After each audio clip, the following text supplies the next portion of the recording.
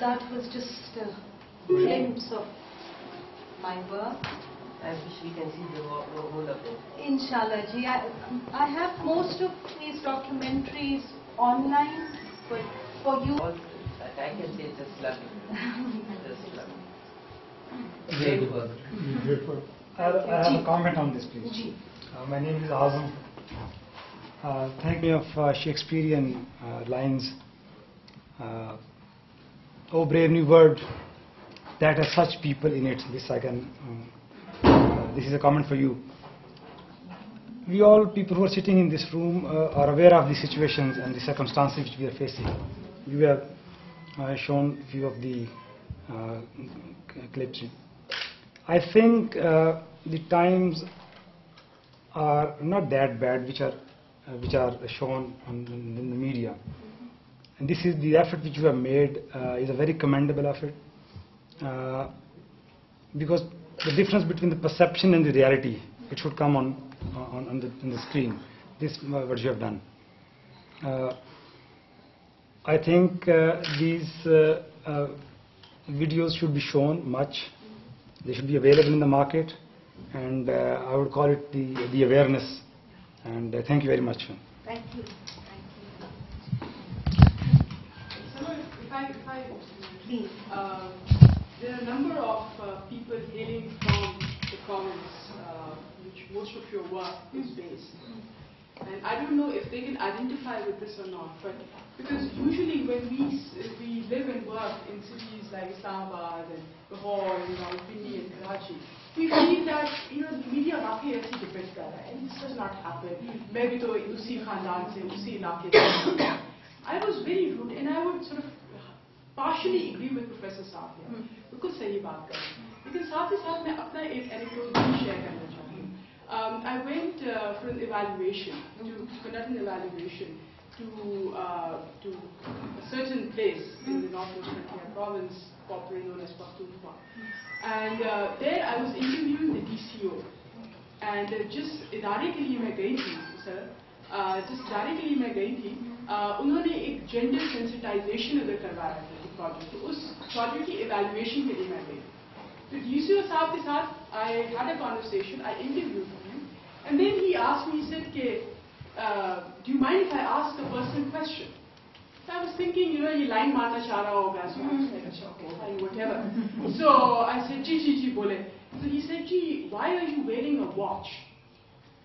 I'm like, a watch? तो मैंने कहा, हाँ जी, आजकल मोबाइल फोन्स हैं, वैसे घड़ियों की जरूरत तो नहीं होती, तो वैसे. He said, नहीं, आप औरत जात हैं, आपका वक्त कौन से इतना कीमती है कि आप घड़ी. So then I said, actually, you were a very active participant. And who was that asking? Sensitization project. Who was that asking? DCO. इकराम साहब बैठे हुए हैं, तो मैं इसलिए मैंने जानबूझ के नाम नहीं लिया उस इलाके का. नहीं, मुझे समझ आ रही है, आप पाकिस्तान की बात कर रही हैं. पता नहीं सर, अभी वही बात कर रहे हैं. But these things still exist. These things still exist. Someone did not speak about the SWAT flogging video. Neither did she show it. But I think most of us are aware, particularly people here who are hailing from the media, and also I think everyone here is an active citizen. There was a complete denial of the fact. They said it never happened. They said it never happened. Would you like talking about it? Sure. Because ये bubble भी हमें break करना चाहिए. It doesn't exist. That video was, of course, made by the Taliban, and it was part of their series of those videos that were meant to spread fear amongst the locals of that area. And it was actually on the mobile phones of many people in Swat. Even our local media, they were actually aware of this incident, but again, I don't blame them for condemning it, because at that time, whoever would speak against such videos would be either beheaded or kidnapped or whatever. But I received this video from someone based in Swat, and of course we had conducted research and interviews, and only after that did we highlight it. I personally, with my own name, because had I not taken the responsibility, it would have, been again seen as, which in spite of that people were like terming it or seeing it as a propaganda video. But I thought if I take the responsibility, there could be, this credibility related to the video. But then, interestingly, the Taliban leaders, they admitted that the incident had taken place. But at that time, since no one was expecting the kind of reaction that would lead to whatever had happened, so later on they just changed their statement. And of course, because of that, I got into trouble, because the ANP government started this campaign against me personally when they went to Swat to announce to the people of Swat and Taliban leaders in particular that it was a conspiracy against the peace deal by Samir Minallah.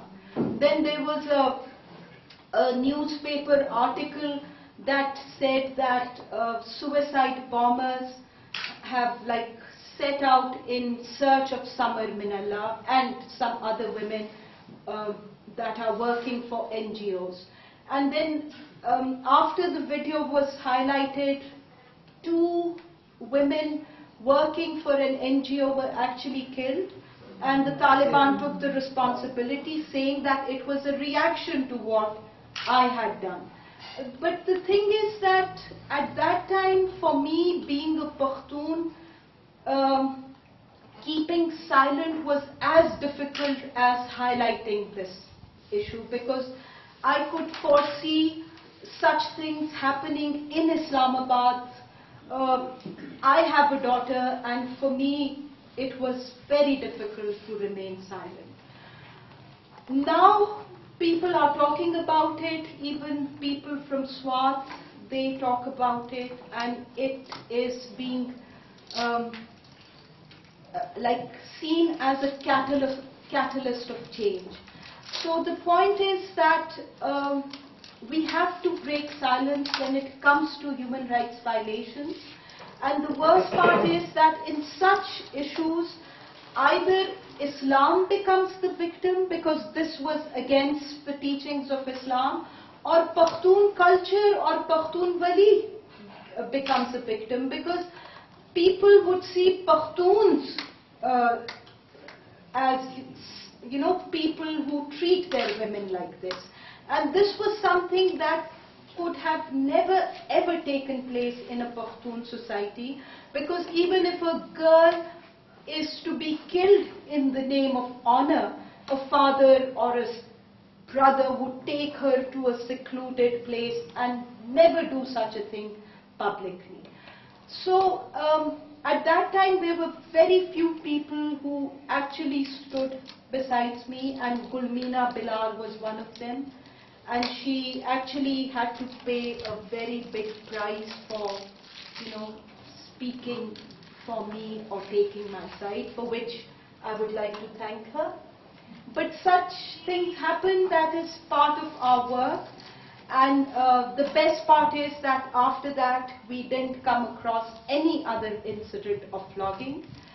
That's one of the positive things, and I'm sure, inshallah, that won't happen in future also. Inshallah. And people had this criticism that, so what if this girl was being flogged? She then got up later on, she wasn't even hurt.